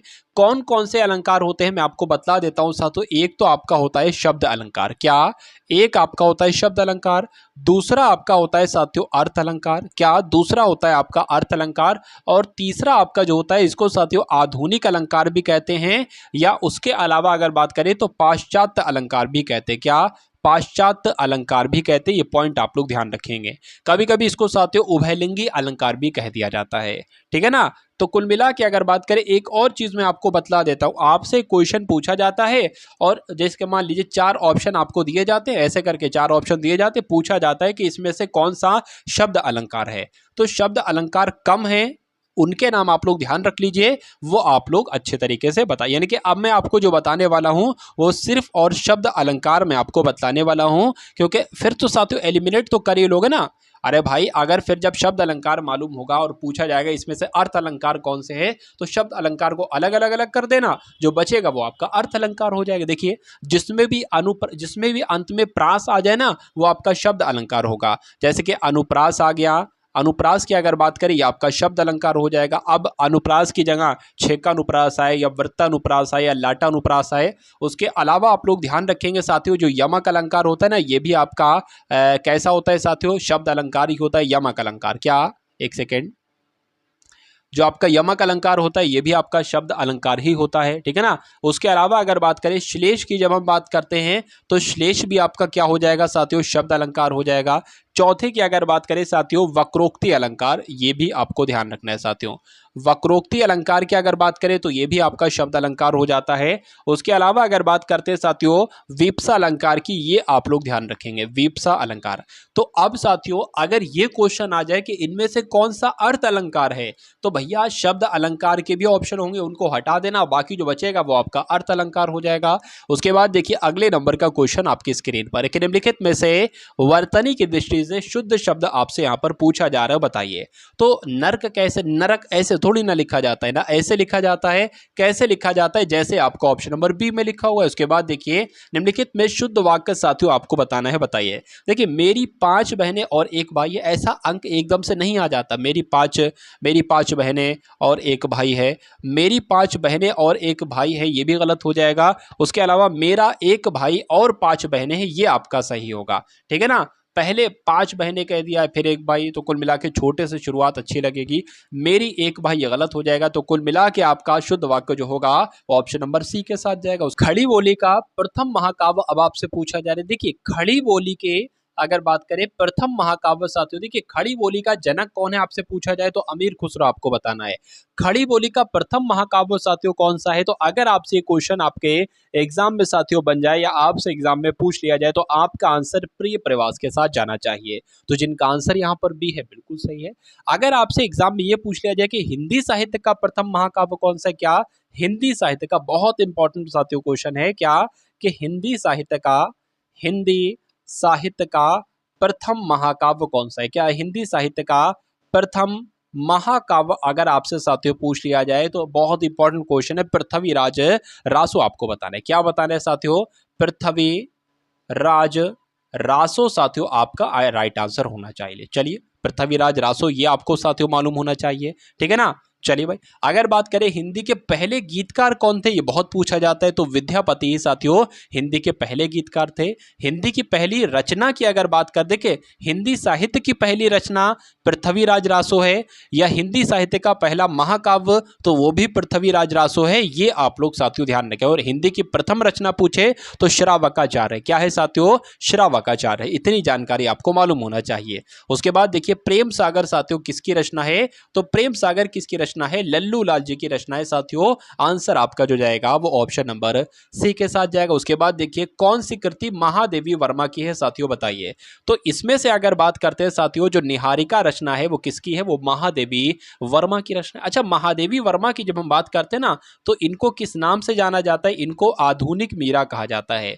अगर आपके एग्जाम में ये क्वेश्चन पूछा जाए कि आधुनिक मीरा के नाम से किन्हें जाना जाता है, तो साथियों महादेवी वर्मा को जाना जाता है। इनकी रचनाएं बहुत फेमस है साथियों। एक तो दीपशिखा बहुत आपके एग्जाम में पूछा जाता है कि दीपशिखा किसकी रचना है, तो दीपशिखा महादेवी वर्मा की रचना है। उसके अलावा साथियों निहार किसकी रचना है, तो निहार महादेवी वर्मा की रचना है। एक यामा इनकी रचना थी, इसके लिए तो इनको ज्ञानपीठ पुरस्कार तक साथियों दिया गया था। इतनी जानकारी आपको मालूम होना चाहिए भाई, बहुत बढ़िया, वेरी गुड क्लास। चलिए अब उसके बाद देखिए अगले नंबर का साथियों क्वेश्चन आपकी स्क्रीन पर है, देखिए और बताइए सही जवाब क्या होगा। कि कौन सी बोली या कौन सी भाषा हिंदी के अंतर्गत साथियों नहीं आती है। तो कौन सी बोली या कौन सी भाषा हिंदी के अंतर्गत नहीं आती है? तो कन्नौजी आती है, बांगरू आती है, अवधी आती है, लेकिन तेलुगु नहीं आती है। अब तेलुगु नहीं आती है साथियों, तो यही आपका बिल्कुल सही जवाब हो जाता भाई। बहुत बढ़िया, वेरी गुड क्लास। चलिए भाई, अब देखिए, अब अगर थोड़ा सा हम अंदर जाने की कोशिश करें और मैं आपको कुछ क्वेश्चंस बताऊं, आपसे क्वेश्चंस पूछा जाता है कि इनमें से या निम्नलिखित में से कौन सी पूर्वी हिंदी है। तो पूर्वी हिंदी की अगर बात करें ना, तो 3 तरह की होती हैं पूर्वी हिंदी की बोलियां। पूर्वी हिंदी के अंतर्गत अगर बात करें, पूर्वी हिंदी के अंतर्गत अगर साथियों बात करें, तो क्या क्या आता है साथियों? पूर्वी हिंदी के अंतर्गत आता है ए बी सी। ये ए बी सी क्या, ये एक ट्रिक है। ए से हो जाएगा साथियों अवधि, चलिए ए से हो गया साथियों, क्या हो गया आपका? अवधि हो गया। बी से हो जाएगा साथियों बघेली, यानी कि जो बघेली बोली है ना, ये भी पूर्वी हिंदी के अंतर्गत आएगी। अवधी बोली भी आपका पूर्वी हिंदी के अंतर्गत आएगी। और सी से यानी कि छत्तीसगढ़ी, तो छत्तीसगढ़ी की अगर बात करें साथियों, ये किसके अंतर्गत आएगी? ये भी आपकी पूर्वी हिंदी के अंतर्गत ही आएगी। उसके अलावा आपसे पूछा जाता है साथियों कि जो भोजपुरी है वो किसके अंतर्गत आएगी? तो बिहारी बोली के अंतर्गत कौन कौन सी बोलियां आती हैं? बिहारी हिंदी के अंतर्गत अगर बात करें, तो बिहारी के अंतर्गत साथियों देखिए भोजपुरी आती है, ठीक है ना। ये एग्जाम में क्वेश्चन बनते हैं साथियों। भोजपुरी आती है, मगही आती है, और साथियों मैथिली आती है, ठीक है ना। तो ये 3 आप लोग ध्यान रखेंगे, एग्जाम में यहीं से आपका क्वेश्चन फंस जाएगा। उसके बाद देखिए अगला प्रश्न है साथियों, कवियों का कवि किसे कहा जाता है? बहुत इंपॉर्टेंट क्वेश्चन है साथियों, बताइए। चलिए, क्या पूछा जा रहा है साथियों, कवियों का कवि किसे कहा जाता है? देखिए और बताइए सही जवाब क्या है। अगर आपके एग्जाम में ये पूछ लिया जाए क्या कि हिंदी के पहले कवि कौन थे साथियों, हिंदी के पहले कवि कौन थे, तो साथियों सरहपा थे, सरहपा थे। लेकिन आपसे पूछ लिया जाए कि कवियों का कवि किसे कहा जाता है, तो आपका राइट आंसर जो जाना चाहिए वो शमशेर बहादुर सिंह के साथ जाना चाहिए, और जिनका आंसर यहाँ पर बी है, तो बिल्कुल सही है। उसके बाद देखिए, आधुनिक हिंदी साहित्य की पहली आत्मकथा के लेखक साथियों कौन है? तो इसका राइट आंसर आपका बाबू श्याम सुंदर दास के साथ जाएगा, जिनका आंसर यहाँ पर ऑप्शन नंबर ए है, तो बिल्कुल सही है। उसके बाद देखिए 37वें नंबर का क्वेश्चन साथियों, और ये हिंदी का अंतिम क्वेश्चन है। उसके बाद साथियों जीके के क्वेश्चंस आपके सामने शुरू हो जाएंगे। देखिए, घनानंद को किस युग का कवि कहा जाता है? तो किस युग का कवि इनको माना जाता है? रेती काल का साथियों इनको कवि माना जाता है, इसलिए राइट आंसर जिनका भी यहाँ पर ऑप्शन नंबर सी है, तो बिल्कुल करेक्ट भाई। बहुत बढ़िया, वेरी गुड क्लास। तो यहाँ पर साथियों अब आपके सामने सामान्य ज्ञान के क्वेश्चन शुरू हो चुके हैं। तो जो भी क्वेश्चंस मैं आपको साथियों करवाऊं सामान्य ज्ञान के, यूपी जीके के, उनको देखिए साथियों, और जितने इन क्वेश्चन से संबंधित फैक्ट बनते हैं वो बहुत आपके लिए इंपॉर्टेंट है, वो भी आप लोग साथियों तैयार कीजिएगा, वहां से भी क्वेश्चंस आपके बनेंगे। तो सामान्य ज्ञान का पहला प्रश्न आपकी स्क्रीन पर है कि पृथ्वी की जुड़वा बहन साथियों किस ग्रह को कहा जाता है? मंगल ग्रह को, बुध ग्रह को, शनि ग्रह को, या शुक्र ग्रह को? तो आप लोग यहाँ पर ध्यान रखेंगे साथियों, शुक्र ग्रह को ही पृथ्वी की जुड़वा बहन कहा जाता है। अगर आपसे साथियों ये पूछ लिया जाए, क्या पूछ लिया जाए? आपसे साथियों पूछ लिया जाए कि पृथ्वी की भगिनी ग्रह क्या कहा जाए, किसे कहा जाता है? क्या पृथ्वी की भगिनी ग्रह की अगर साथियों बात करते हैं हम, तो पृथ्वी की भगिनी ग्रह किसे कहा जाता है? शुक्र ग्रह को ही कहा जाता है। क्यों? क्योंकि शुक्र जो है ना साथियों, ये आकार में भी पृथ्वी के समान है, उसके अलावा साथियों ये व्यास में भी पृथ्वी के ही समान है, इस वजह से पृथ्वी की भगिनी ग्रह कहा जाता है शुक्र ग्रह को। अगर बात करें साथियों, इसको क्या कहा जाता है? लाल ग्रह कहा जाता है। इसको क्या ग्रह कहा जाता है साथियों? लाल ग्रह कहा जाता है। उसके अलावा नीला ग्रह किसे कहा जाता है? तो आप लोग ध्यान रखेंगे, अगर आपसे पूछ लिया जाए कि नीला ग्रह किसे कहा जाता है, तो पृथ्वी ग्रह को साथियों, जहां पर जीवन संभव है, उसको नीला ग्रह कहा जाता है। ये आप लोग साथियों ध्यान रखेंगे। चलिए देखिए, एक क्वेश्चन तो आपका ये बन गया कि पृथ्वी की भगिनी ग्रह किसे कहा जाता है? शुक्र को। अगर आपसे पूछा जाए साथियों कि भोर का तारा किसे कहा जाता है, क्या अगर आपसे पूछा जाए भोर का तारा किसे कहा जाए, या आपसे पूछा जाए सांझ का तारा किसे कहा जाता है, तो दोनों ही आंसर आपको क्या बताना है साथियों? शुक्र ग्रह को ही भोर का तारा भी कहा जाता है और सांझ का तारा भी कहा जाता है। ये आप लोग साथियों ध्यान रखेंगे, ठीक है ना। अब उसके बाद देखिए साथियों, अगले नंबर का क्वेश्चन आपकी स्क्रीन पर है और आपसे पूछा जा रहा है कि कजाकिस्तान की राजधानी कौन सी है, बताइए। देखिए, यहां पर अगर साथियों बात करते हैं, जो तेहरान है ना, ये तो साथियों ईरान की राजधानी है। क्या? ये ईरान की राजधानी है तेहरान। उसके अलावा अगर बात करें प्योंगयांग किसकी राजधानी है, तो आप लोग ध्यान रखेंगे ये उत्तर कोरिया की राजधानी है। अगर आपसे पूछा जाए कि उत्तर कोरिया की राजधानी क्या है, तो प्योंगयांग है। ठीक है ना। उसके अलावा अगर अलमाता की बात करते हैं, हाँ तो ये आपकी कजाकिस्तान की राजधानी, क्या कजाकिस्तान की राजधानी है साथियों आपकी अलमाता, इसलिए सही जवाब आपका जाएगा ऑप्शन नंबर ए के साथ। भाई बहुत बढ़िया, वेरी गुड क्लास। चलिए अब अगर बात करें साथियों, देखिए एक एरबिल है, एरबिल राजधानी पता किसकी है, ये कुर्दिस्तान की है, ठीक है ना, ये भी आप लोग साथियों ध्यान रखेंगे। उसके बाद देखिए अगले नंबर का क्वेश्चन आपके स्क्रीन पर देखिए, पूछा जा रहा है कि एंग्लो वैदिक कॉलेज की स्थापना किसने की थी। आपसे यहां पर 3 से 4 सवाल बनेंगे, ठीक है ना। अगर आपसे पूछा जाए कि एंग्लो वैदिक कॉलेज की स्थापना कब की गई थी, तो आप साथियों क्या जवाब देंगे, आपको बताना है 1886 में एंग्लो कॉलेज की स्थापना की गई थी। अगर आपसे पूछा जाए साथियों कहां पर इसकी स्थापना की गई थी, तो आपको बताना है साथियों लाहौर में इसकी स्थापना की गई थी। यानी कि एंग्लो वैदिक कॉलेज की स्थापना 1886 में लाहौर में की गई थी। इसकी स्थापना किसके द्वारा की गई थी साथियों, अगर आपसे ये क्वेश्चन पूछा जाए तो आपको बताना है साथियों लाला हंसराज के द्वारा इसकी स्थापना की गई थी। ये 3 इंपॉर्टेंट फैक्ट आप लोग ध्यान रखेंगे। उसके बाद देखिए अगले नंबर का क्वेश्चन आपकी स्क्रीन पर है, देखिए और बताइए सही जवाब आपका क्या है। चलिए तो यहां पर अगर बात करें, पृथ्वी से सूर्य को देखने के लिए किस यंत्र का प्रयोग किया जाता है साथियों, बताइए। चलिए तो यहां पर आपका साथियों राइट आंसर क्या हो सकता है, बताने की कोशिश कीजिए। तो स्पेक्ट्रमी स्कोप की अगर बात करते हैं, स्पेक्ट्रमी स्कोप का इस्तेमाल पृथ्वी से सूर्य को देखने के लिए किया जाता है। राइट आंसर आपका जाएगा बी के साथ। चलिए उसके बाद देखिए अगले नंबर का क्वेश्चन आपकी स्क्रीन पर है कि दांडी मार्च जिसे नमक मार्च भी कहा जाता है, तो पहला पॉइंट तो यहीं पर आपको मालूम होना चाहिए कि दांडी मार्च को नमक मार्च भी कहा जाता है और इसे महात्मा गांधी जी के द्वारा शुरू किया गया। दूसरा पॉइंट आप लोग ध्यान रखेंगे कि दांडी मार्च इसको नमक मार्च कहा जाता है और इसको किसने शुरू किया था, तो महात्मा गांधी जी के द्वारा इसको शुरू किया गया था। आपसे पूछा यह जा रहा है कि कब इसको शुरू किया गया था, तो साथियों 1930 में इसको शुरू किया गया था, ये आपको मालूम होना चाहिए। ठीक, अच्छा ये महात्मा गांधी जी के द्वारा ये नमक आंदोलन या दांडी मार्च क्यों शुरू किया गया था, ऐसा हुआ था साथियों जो उस समय अंग्रेज थे ना, तो उस समय अंग्रेजों ने नमक पर कर लगा दिया था कि भाई भारतीय अगर नमक लेंगे तो उस पर कर देना पड़ेगा एक तरीके से। तो अंग्रेज सरकार के जो नमक पर कर लगाया गया था वो उस कानून का विरोध साथियों कर रहा था, ये नमक आंदोलन, ये दांडी मार्च। तो ये विरोध किसने किया था साथियों, महात्मा गांधी जी ने किया था, ये आप लोग ध्यान रखेंगे। एक और आपसे सवाल पूछा जाता है कि नमक आंदोलन या दांडी मार्च की शुरुआत साथियों कहां से हुई थी, तो साबरमती आश्रम से। कहां से साथियों, आप लोग ध्यान रखेंगे, साबरमती आश्रम से इसकी शुरुआत हुई थी, यह भी आपको मालूम होना चाहिए। अब उसके बाद देखिए अगले नंबर का क्वेश्चन आपकी स्क्रीन पर है, देखिए और बताइए सही जवाब आपका क्या होगा। चलिए भारतीय संविधान में संवैधानिक सलाहकार किसे नियुक्त किया गया है, बताइए। देखिए भारतीय संविधान में जो संवैधानिक सलाहकार नियुक्त किया गया था वो BN राव को नियुक्त किया गया था, ये आप लोग ध्यान रखेंगे। देखिए दो क्वेश्चन बहुत आपसे पूछे जाते हैं, एक तो आपसे पूछा जाता है कि ये बताइए कि जो संचालन समिति ना साथियों, क्या जो आपकी संचालन समिति थी इसके अध्यक्ष कौन थे, तो संचालन समिति के अध्यक्ष कौन थे साथियों, डॉक्टर राजेंद्र प्रसाद थे।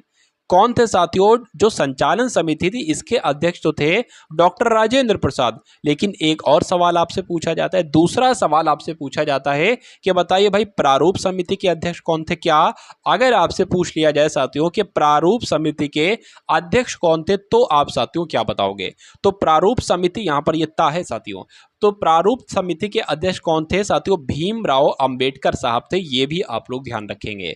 उसके बाद देखिए अगले नंबर का साथियों क्वेश्चन आपके स्क्रीन पर आ चुका है, देखिए और बताइए सही जवाब आपका क्या होगा। अगर बात करें साथियों ओलिया, क्या लिखा हुआ है, ओयलेट्टम की अगर बात करें तो ये किस राज्य का लोक नृत्य है, बताइए। तो ये किस राज्य में किया जाता है साथियों ओलियट्टम, देखिए ओलियट्टम की अगर बात करें तो ये तमिलनाडु में किया जाता है। उसके अलावा तमिलनाडु में साथियों अगर बात करें तो भरतनाट्यम भी कहा जाता है। क्या भरतनाट्यम अगर आपसे पूछा जाए तो भरतनाट्यम भी साथियों तमिलनाडु में किया जाता है और ओयलेट्टम भी कहां पर किया जाता है, तमिलनाडु में किया जाता है। उसके अलावा कर्नाटक की अगर बात करते हैं साथियों तो यक्षगान कहां पर किया जाता है, यक्षगान भी साथियों कर्नाटक में किया जाता है। उसके अलावा सुग्गी, बहुत आपसे पूछा जाता है कि सुग्गी नृत्य कहां पर किया जाता है, तो सुग्गी नृत्य भी साथियों कहां पर किया जाता है, कर्नाटक में किया जाता है। उसके अलावा कागा नृत्य कहां पर किया जाता है, तो कागा नृत्य भी आपका कर्नाटक में ही किया जाता है, ठीक है ना। केरल की अगर बात करें साथियों, आप सभी लोग जानते हैं कथकली कथकली साथियों केरल में किया जाता है, और उसके अलावा मोहिनी अट्टम कहाँ पर किया जाता है, तो मोहिनी अट्टम भी साथियों कहाँ पर किया जाता है, केरल में ही किया जाता है। इतनी जानकारी साथियों आप लोग यहाँ पर ध्यान रखेंगे भाई, बहुत बढ़िया, वेरी गुड क्लास। अगर बात करते हैं जब हम साथियों राजस्थान की, तो राजस्थान में एक नृत्य घूमर बहुत फेमस है साथियों। उसके अलावा आप लोग ध्यान रखेंगे सुई नृत्य भी है, वो भी राजस्थान में किया जाता है। उसके अलावा अगर साथियों बात करते हैं कि एक गजगौर नृत्य करके होता है, क्या, गजगौर, तो गजगौर नृत्य कहां पर किया जाता है, ये भी साथियों राजस्थान में किया जाता है। इतनी जानकारी आपको साथियों मालूम होना चाहिए। अच्छा, यूपी के मैं आपको बता देता हूं, यूपी के जो लोक नृत्य बहुत इंपॉर्टेंट है। देखिए, एक तो आप लोग ध्यान रखेंगे कि नौटंकी, ये साथियों यूपी में किया जाता है। दूसरा आप लोग ध्यान रखेंगे साथियों रासलीला, ये कहाँ किया जाता है, ये भी यूपी में किया जाता है। तीसरा आप लोग ध्यान रखेंगे साथियों कजरी, ये एक लोक नृत्य कहाँ किया जाता है, यूपी में किया जाता है। तो जितने मैंने आपको बताएं साथियों, ये आपको मालूम होना चाहिए और आपको याद रखना है, एग्जाम आपका बहुत आराम से मैं क्रैक करवा दूंगा। उसके बाद देखिए, भारतीय संविधान के मौलिक अधिकार को किस भाग में रखा गया है, बताइए। देखिए, अगर बात करें साथियों ये मौलिक अधिकार को किस देश के संविधान से लिया गया है, तो साथियों यूएसए के संविधान से लिया गया है। ये पहली बात आप लोग ध्यान रखेंगे। अगर बात करते हैं साथियों ये कौन से भाग में है साथियों, तो ये भाग 3 में है, इसलिए सही जवाब आपका जो जाएगा वो ऑप्शन नंबर सी के साथ जाएगा। उसके बाद देखिए, अगला प्रश्न आपकी स्क्रीन पर है कि भारत में बॉक्साइट का उत्पादन सबसे ज्यादा साथियों कहां पर होता है, बताइए। तो बॉक्साइट का सबसे ज्यादा उत्पादन कहां पर होता है साथियों, ओडिशा में होता है, ठीक है ना। और जो बॉक्साइट के प्राकृतिक भंडार पाए जाते हैं ना, वो भी ओडिशा में पाए जाते हैं, और सबसे ज्यादा उत्पादन जो होता है वो भी साथियों ओडिशा में होता है। ये दोनों बातें आप लोग ध्यान रखेंगे। उसके बाद देखिए, अगले नंबर का क्वेश्चन है कि लद्दाख की शीतकालीन राजधानी साथियों कहां बनाई गई है, बताइए। चलिए चलिए, तो अगर बात करें साथियों यहाँ पर लेह आपका राइट आंसर हो जाएगा, और जिनका आंसर यहाँ पर लेह है तो बिल्कुल सही है। उसके बाद देखिए कि निम्नलिखित में से मैला आंचल किसकी रचना है साथियों, बताइए। तो मैला आंचल की अगर बात करते हैं साथियों, ये तो फणीश्वर नाथ रेणु की रचना है, ठीक है ना, फणीश्वर नाथ रेणु की रचना है। अगर बात करते हैं सुमित्रा नंदन पंत की एक रचना बहुत आपसे पूछी जाती है साथियों, चिदम्बरा, चिदम्बरा किसकी रचना है साथियों, तो सुमित्रा नंदन पंत की रचना है। ये आप लोग साथियों क्या रखेंगे साथियों, ध्यान रखेंगे। चलिए, उसके बाद देखिए, अगला प्रश्न है साथियों आपसे यहां पर पूछा जा रहा है कि कौन सा सुमेलित नहीं है, बताइए। तो अनुच्छेद के बारे में साथियों आपको मालूम होना चाहिए। देखिए, अनुच्छेद 17 में अस्पृश्यता के अंत के बारे में लिखा है, बिल्कुल सही है। अनुच्छेद 18 में उपाधियों के अंत के बारे में है, बिल्कुल सही है। अनुच्छेद 19 में वाक की स्वतंत्रता के बारे में बताया गया है, बिल्कुल सही है। अनुच्छेद 21 में साथियों राज्य की परिभाषा नहीं है साथियों, तो यह गलत हो जाएगा, बल्कि प्राण और दैहिक स्वतंत्रता का उल्लेख किया गया है। तो अनुच्छेद 21 में साथियों प्राण एवं दैहिक स्वतंत्रता का उल्लेख किया गया है, राज्य की परिभाषा नहीं बताई गई है। तो कुल मिला के आपका राइट आंसर जो होगा वो ऑप्शन नंबर डी के साथ जाएगा। उसके बाद देखिए, संयुक्त राष्ट्र औद्योगिक विकास संगठन ये साथियों कहां पर स्थित है, बताइए। तो इसका मुख्यालय कहां पर साथियों स्थित है, ऑस्ट्रिया के वियना में इसका मुख्यालय स्थित है। गुलाम वंश का आखिरी शासक साथियों आपसे यहाँ पर पूछा जा रहा है, तो आप लोग यहाँ पर ध्यान रखेंगे। देखिए, अगर आपसे ये पूछा जाए कि गुलाम वंश का संस्थापक कौन था, तो कुतुबुद्दीन ऐबक था, ठीक है ना। गुलाम वंश का संस्थापक कौन था, तो कुतुबुद्दीन ऐबक था। लेकिन अगर आपसे पूछो गुलाम वंश का आखिरी शासक कौन था, तो क्यूमर्स था, ठीक है ना। इसका शासनकाल की अगर बात करते हैं साथियों, तो 1287 से 1290 तक इसका शासनकाल चला था। ये भी आप लोगों को मालूम होना चाहिए, ठीक है ना। चलिए, अब उसके बाद देखिए साथियों, अगला प्रश्न आपके स्क्रीन पर है कि बेदास जनजाति कहाँ पाई जाती है। तो जनजाति से संबंधित भी साथियों आपसे क्वेश्चंस पूछे जाते हैं। तो बेदास जनजाति कहाँ पर पाई जाती है, तो बेदास जनजाति पाई जाती है साथियों श्रीलंका में, ये आप लोग ध्यान रखेंगे। एक और आपसे पूछी जाती है आइनू जनजाति, क्या साथियों आपसे अगर पूछ लिया जाए, क्या पूछ लिया जाए साथियों, क्या पूछ लिया जाए, आइनू जनजाति कहाँ पर पाई जाती है साथियों, तो कहाँ पर पाई जाती है, ये जापान में पाई जाती है आइनू जनजाति। तो ये तो आपको पहला पॉइंट साथियों याद रखना है। दूसरे पॉइंट की अगर बात करें, सेमांग जनजाति कहां पर पाई जाती है, क्या पूछा जाए साथियों, अगर आपसे पूछा जाए सेमांग जनजाति कहां पर पाई जाती है, तो आपको साथियों मलेशिया बताना है, ठीक है ना। मलेशिया आपको साथियों बताना है। तो 3 जनजातियां मैं आपको साथियों अभी तक बतला चुका हूं। कौन कौन सी बतला चुका हूं साथियों, एक तो बेदास जनजाति श्रीलंका में पाई जाती है, आइनू जनजाति जापान में पाई जाती है, सेमांग जनजाति साथियों मलेशिया में पाई जाती है, और ततीर जनजाति बहुत पूछी जाती है। कौन सी जनजाति साथियों, ततीर जनजाति। आप लोग यहाँ पर ध्यान रखेंगे, अगर आपसे पूछा जाए ततीर जनजाति कहाँ पर पाई जाती है, तो साथियों साइबेरिया में पाई जाती है। कहां पर पाई जाती है साथियों? साइबेरिया में पाई जाती है, आपको मालूम होना चाहिए। तो जिनका आंसर यहां पर ऑप्शन नंबर ए था, तो बिल्कुल सही है। अब उसके बाद देखिए कि अंगूर में किस प्रकार का अम्ल पाया जाता है? टार्टेरिक अम्ल, साइट्रिक अम्ल, लैक्टिक अम्ल या साथियों फॉर्मिक अम्ल, बताइए। तो आप लोग ध्यान रखेंगे साथियों, अंगूर में टार्टरिक अम्ल पाया जाता है, इसलिए सही जवाब आपका जो जाएगा वो ऑप्शन नंबर ए के साथ जाएगा। भाई बहुत बढ़िया, वेरी गुड क्लास। चलिए अब अगर बात करते हैं साथियों, आपका जो साइट्रिक अम्ल होता है ना, ये किस में पाया जाता है? तो मैं आपको बता देता हूं, ये खट्टे फलों में पाया जाता है। क्या साइट्रिक अम्ल जो होता है ना, ये साथियों खट्टे फलों में पाया जाता है।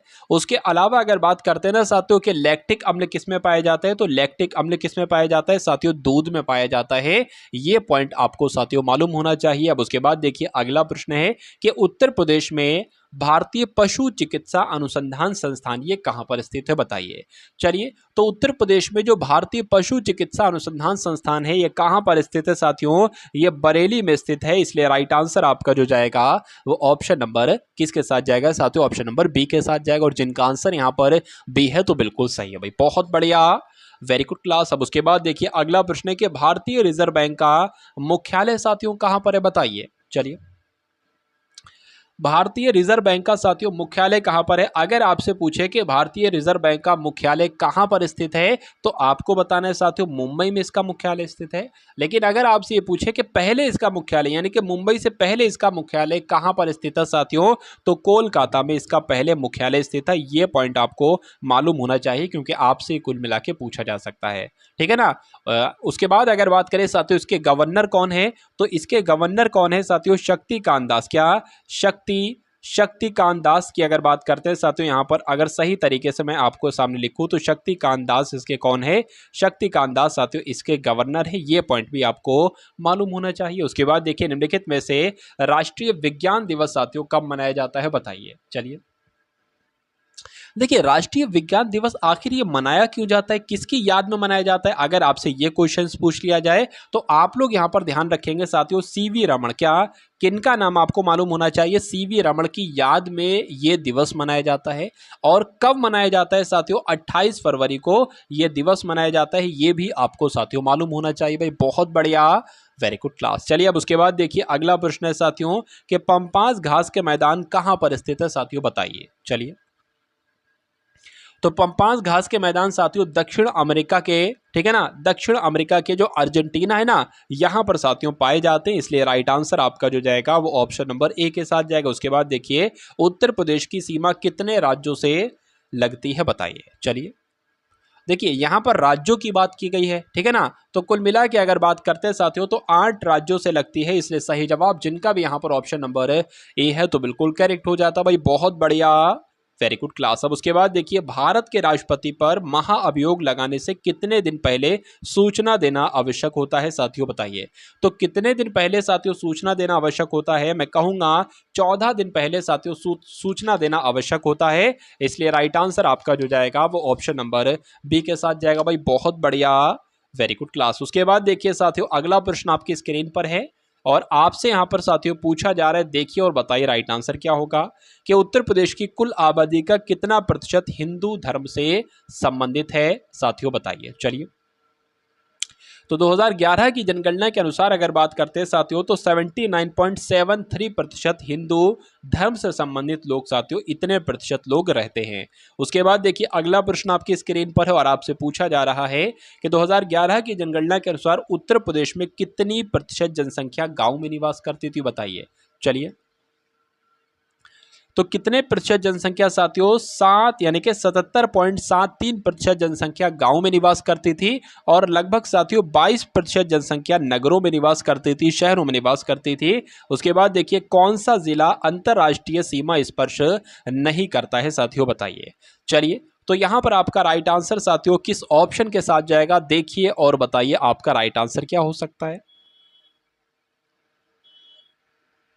चलिए, तो जो बस्ती जिला है ना साथियों, बस्ती जिला, ये बस्ती जिला नेपाल देश के साथ सीमा साझा नहीं करता है। उसके अलावा अगर बात करें जिसके बलरामपुर है, श्रावस्ती है, ठीक है ना, पीलीभीत है, ये अंतर्राष्ट्रीय सीमा साझा करते हैं, यानी कि नेपाल के साथ अपनी सीमा ये साझा करते हैं। उसके बाद देखिए अगला प्रश्न, उत्तर प्रदेश में दुग्ध सहकारी समिति की स्थापना हुई थी। तो साथियों कहां पर हुई थी ये आपसे पूछा जा रहा है। देखिए यूपी जी के साथियों ये आपकी चल रही है, तो यूपी के लखनऊ में आप लोग ध्यान रखेंगे साथियों, दुग्ध सहकारी समिति की स्थापना हुई थी। राइट आंसर आपका डी के साथ जाएगा। चलिए उसके बाद देखिए कि उत्तर प्रदेश का कौन सा जिला पान उत्पादन के लिए विशेष रूप से साथियों प्रसिद्ध है।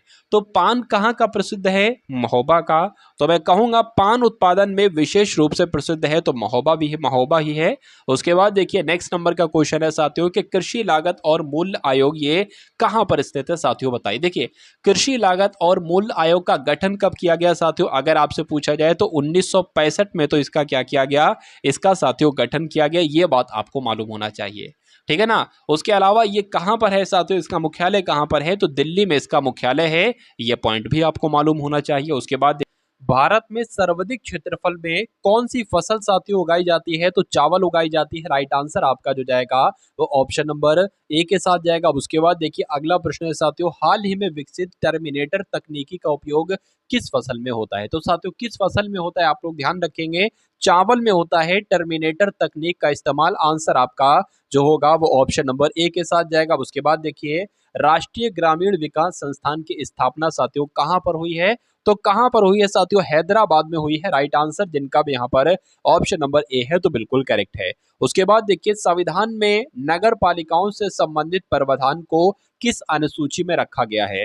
तो साथियों किस अनुसूची में रखा गया है ये कुल मिला के आपसे यहाँ पर पूछा जा रहा है।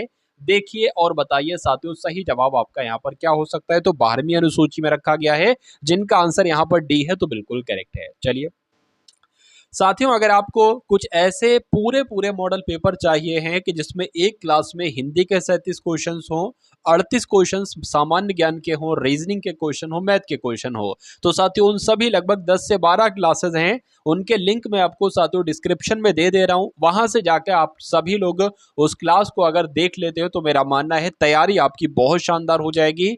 उसके बाद देखिए हरित क्रांति का प्रभाव किन फसलों पर पड़ा था, बताइए। तो हरित क्रांति का प्रभाव साथियों गेहूं और चावल पर पड़ा था, इसलिए जिनका आंसर यहां पर है ऑप्शन नंबर सी के साथ तो बिल्कुल करेक्ट है। सफेद सोना की अगर बात करें तो किस फसल को साथियों सफेद सोना कहा जाता है, बताइए। तो किसे साथियों सफेद सोना कहा जाता है, कपास को सफेद सोना कहा जाता है। राइट आंसर आपका ए के साथ जाएगा। भारत का सबसे बड़ा गन्ना उत्पादक राज्य कौन सा है, बताइए।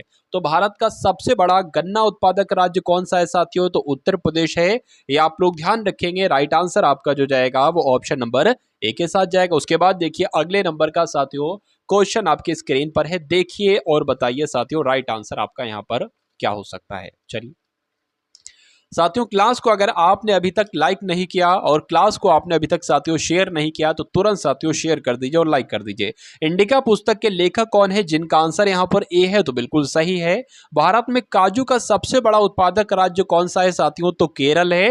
राइट आंसर आपका सी के साथ जाएगा। कपास तंतु किससे प्राप्त होता है, तो कपास तंतु साथियों फलों से प्राप्त होता है। राइट आंसर यहां पर जिनका भी ऑप्शन नंबर बी है तो बिल्कुल करेक्ट भाई, बहुत बढ़िया, वेरी गुड क्लास। तो ये साथियों क्वेश्चंस आपने देखे 75 क्वेश्चन, जिसमें से सामान्य हिंदी के और सामान्य ज्ञान के क्वेश्चंस आपके थे। उसके अलावा साथियों एक लिंक आपको दिया जा रहा है डिस्क्रिप्शन में। मेरा मानना है साथियों उन सभी क्लासेस को अगर आप देख लेते हैं तो यूपी पुलिस का एग्जाम आपका क्रैक हो जाएगा। एक तरीके से वो क्रैश कोर्स है साथियों, कम समय में सिलेक्शन वाला क्रैश कोर्स। तो इस वीडियो को लाइक कीजिएगा, शेयर कीजिएगा, चैनल पर अगर नए हैं तो चैनल को जरूर सब्सक्राइब कीजिएगा। मिलते हैं हम सभी लोग आने वाली वीडियो में। जय हिंद साथियों।